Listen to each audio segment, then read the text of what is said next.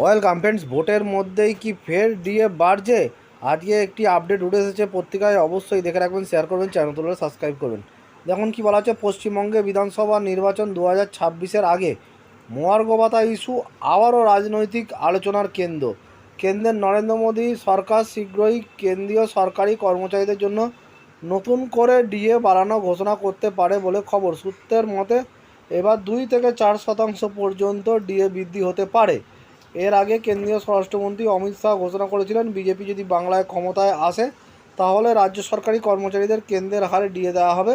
ফলে কেন্দ্রের এই সম্ভাব্য সিদ্ধান্ত রাজ্যের ভোটে প্রভাব ফেলতে পারে বলে মনে করা হচ্ছে। এদিকে কেন্দ্র ইতিমধ্যেই অষ্টম পে কমিশন গঠন করেছে।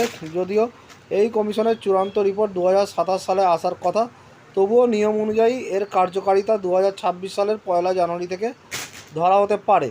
ফলে কর্মচারীরা পরে বকেয়া অর্থ বা এরিয়ার পেতে পারেন। তার আগে অন্তর্বর্তী স্বস্তি হিসাবে ডিএ বাড়ানোর ভাবনা চলছে।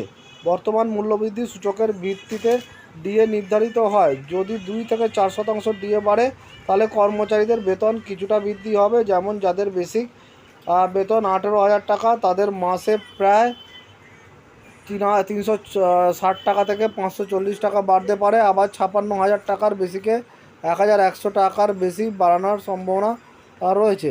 রাজ্যের ডিএ ইস্যু নিয়ে দীর্ঘদিন ধরে অসন্তোষ রয়েছে সরকারি কর্মচারীদের মধ্যে। এই বিষয়টি বিজেপি নির্বাচনী প্রচারে জোর দিয়ে তুলছে।